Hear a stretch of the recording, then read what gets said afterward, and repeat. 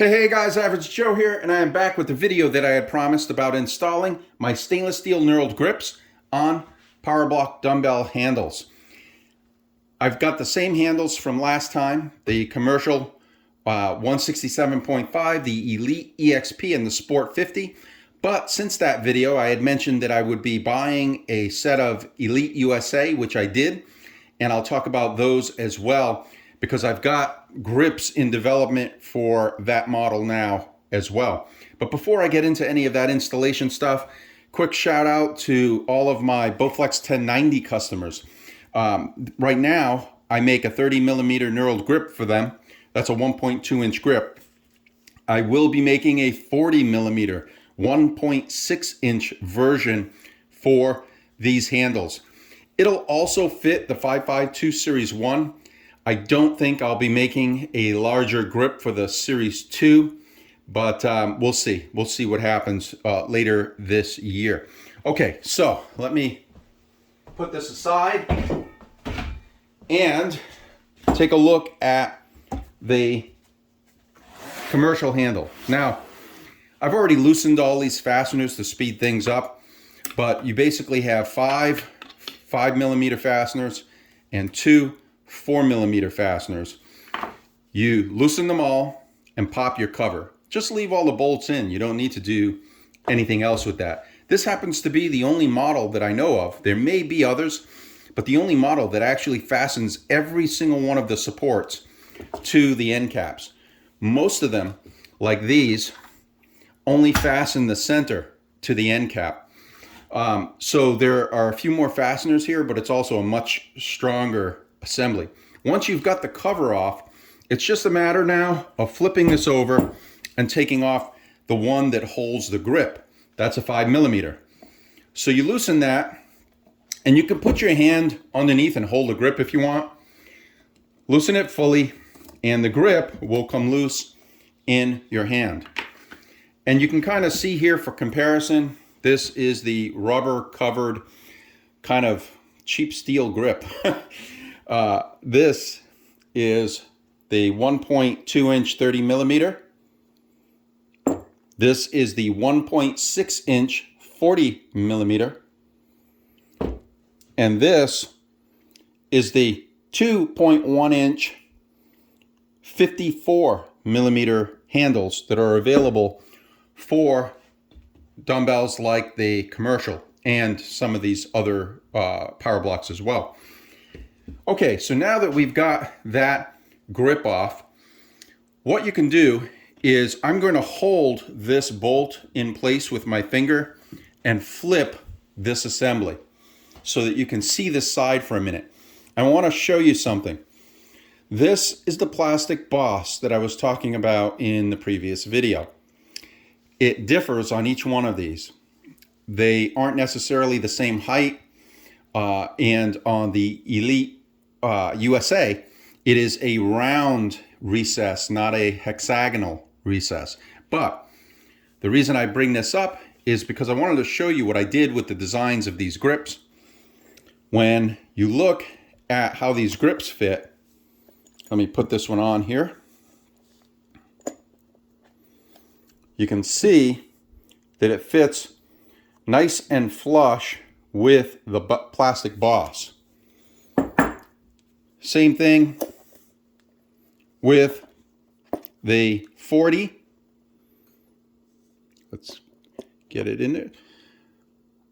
Flush with the boss. And then I had mentioned that with the larger grip, the 54, let me drop this bolt out for a second. I'm going to drop the bolt out of here. With the 54, you can't just put this on without leaving a large gap at the end of it. And it kind of looks unfinished. So what I've done, for each of these bosses, I've created special trim rings that slide on, and then you put your hand grip on, and that fills the gap on the end of the grip. so that it actually looks like a finished component that was intended for the assembly and not something that you just, slapped on. Okay, so back to what I was saying. When you took off your grip earlier and held this bolt and flipped it over, now you take whatever grip you purchased, in this case, let's say the 40 millimeter 1.6 inch, put it on the bolt and turn it a few times. You're not looking to tighten it fully. You're just looking for it to be on there enough for you to put it back right side up and use your hex to tighten it. Now what you're going to do is you're going to turn the grip to get this shape to pop up into the recess. So you feel for it and you'll feel it pop in and then tighten. And now don't over tighten these. There's no need to over tighten these. And just to be safe, I would recommend putting a dab of thread lock on any of the fasteners that you loosen. Now, when you flip this over, it's tightened fully. You take your cover, place your cover back on, and at this point, fasten all these bolts. You may have to move the individual supports around to get them to line up with your bolt, but you just fasten these bolts and you're done. So that's the commercial. The Sport 50 is basically just two end fasteners, and these are not held in by anything. You can see here that this actually has an accommodation for a center support, because this handle is very, very similar to the Pro urethanes that you'll see out there. They'll have a little bit different shape here. It bevels over here, but for the most part, it is very similar to this particular handle, and some of them have a cross support here as well, so there'll be two additional fasteners. And again, 5 millimeter, and if you have this support, 4 millimeter. So you take your 5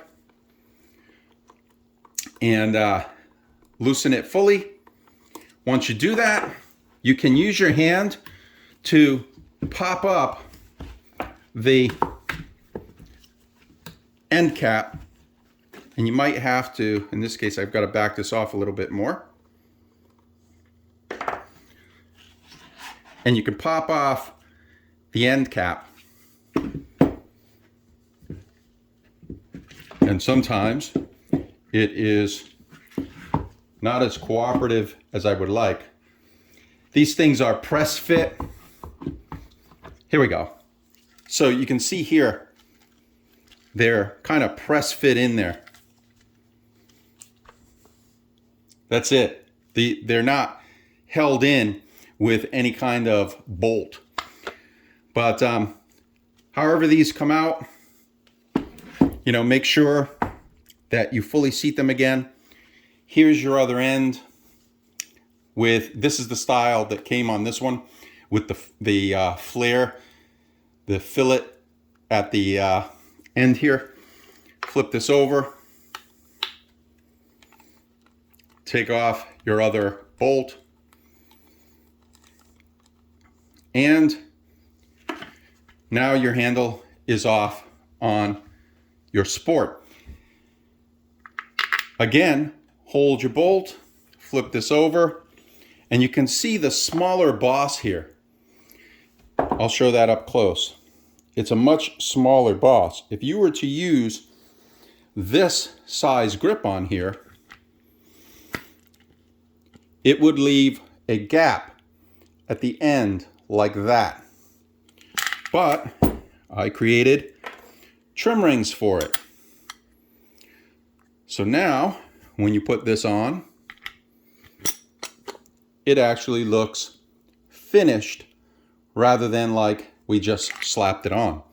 But in this case, I'm going to install the 30, the 1.2 inch, and again, just spin this on. Get it to a point where you can now seat it in place. Once it's seated, tighten this up. And again, don't over tighten. These things weren't tightened a lot to begin with. Then pop this back onto the other side. Get everything to seat properly.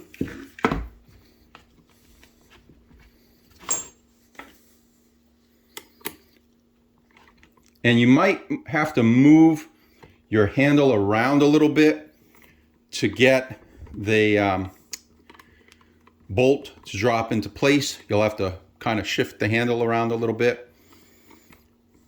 But then you are fully installed on the Sport 50. Now, these assemblies, which are very similar, they all have a center grip, 4 supports. These two, the large tubes, contain the adder weights, and it's the same on both of these. The primary difference is that this one uses a top mechanism, and let me put that in. Not a good idea to open it facing down, right? So this one uses a top side mechanism, and this one uses a side mechanism. I actually think this one was the better implementation. This one's older. This is the design that they've had for a long, long time.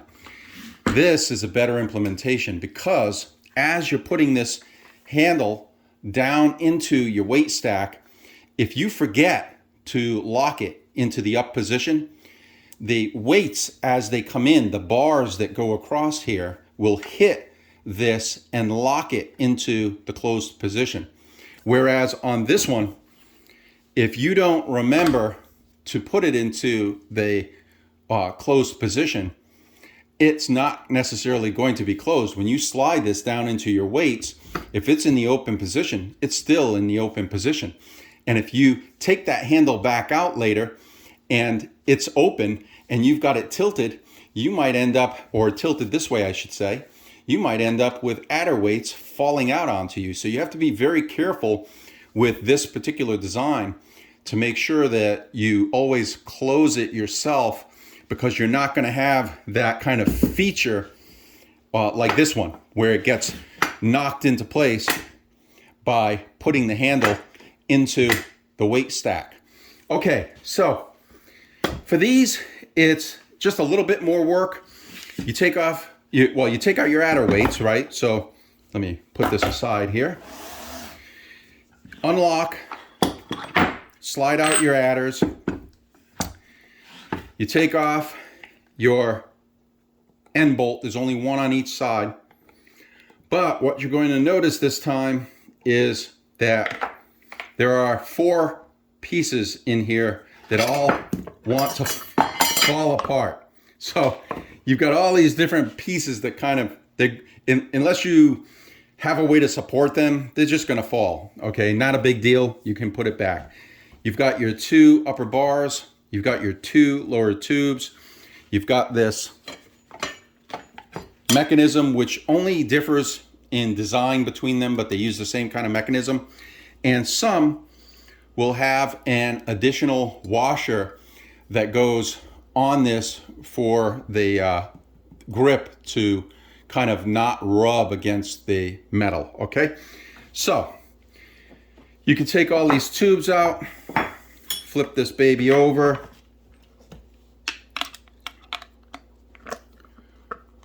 take your other bolt off,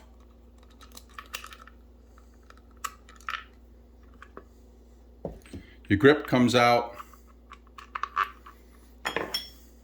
flip this over. Now the biggest grip I would put on these would be the 40, the 1.6 inch. As you can see here, this is so large this 2.1 inch, that your knuckles will probably hit these tubes. And I have been looking at a way to develop cutaways, tubes that actually allow more clearance for our hands. But that gets really expensive really fast when you have to add multiple components just to accommodate a much fatter handle. Safely, you can use unless you have really, really large hands. Mine aren't super large, but I can use a 40 millimeter 1.6 inch on this assembly, and my knuckles clear these bottom tubes. Same as before, put it on, spin it just enough to get it started. You know, you're not looking to fasten it the entire way. You're going to flip this over, make sure that that gets seated, tighten your bolt. Now, drop the washer. One sec. Okay, so these have a notch in one end and a cut in the other. The notch can only go on one side. You can see that here. Okay, that matches that notch. So you pop these in, make sure they're seated. These are kind of very wiggly. They want to fall out. If you find that you're having a hard time getting these to stay in here and they keep falling out on you, take a little piece of wood, doesn't need to be very thick, maybe 1/2 inch, 5/8 of an inch, and put it under one end. And you're going to see here that this is actually angled. So what I've done is I've put the block of wood here to make this more level. And now when I put these in, it's a little bit more stable than it was before. Then the washer is going to be needed. You can actually even put the washer on this side if you want, but the plate will go on first. Oh, and on the plate, when you're putting the plate on, the metal bar goes toward the end cap. So you can kind of see how this mechanism works. And then this here. Now this is the tricky part. This thing has so many little pieces that everything has to line up, right? And that can be a little bit of a pain when working on this. So do your best. Get the center hole lined up. Drop your bolt in, and at least this will secure the center while you're working on the rest. So now you don't have to worry about the grip. You can focus on getting all the other pieces set into place. And like I said, it can be a bit of a pain, but let's check this. That is set. And you'll notice here, by the way, that when these are fully recessed in the plastic, that groove, that cutaway is right up against the plastic. So I know that these are in correctly. I know that these are in correctly. And keep in mind, you can actually pull on these and get these to come out. So don't pull on your end caps, not that you would, but that they're not fastened in any way like these are on the commercial series. But now you do your final tightening and give it a check. Put your adder weights in. Gonna unlock this. Oh, and on the adder weights, some of them have a little plastic nub. The reason is it goes into the tube, and this provides a little piece of plastic so it's not metal on metal banging around. But they didn't do it on this side. So this metal still bangs on the little tabs for the lock. Go figure. I don't know why they would have that detail on one side and not the other. But then you lock it in, and now you are good to go. And you can see the 40 fits my hand just fine with enough clearance. The process is the same on this one. The mechanism is just a little bit different, and the handle is a little different. You can see this is the skinniest handle on all of the Powerblocks. It actually does appear, I believe I've seen this on another one, but this one has a round recess, not a hexagonal recess. So you not only is the grip a little shorter, but it actually has a different way to engage the end cap. So I have to make separate grips for this as well. I'll make them in the 30 and the 40, the 1.2 inch and the 1.6 inch for now. At some point, I may come out with 35s. I don't know if I'll go any bigger than 40 because, like I mentioned earlier, this hand cage limits. It is by far the smallest of all of their, you can see it's shorter, it's narrower, it's a small cage. And that means that you have very limited space once you slip your hand in here to get it around a larger grip.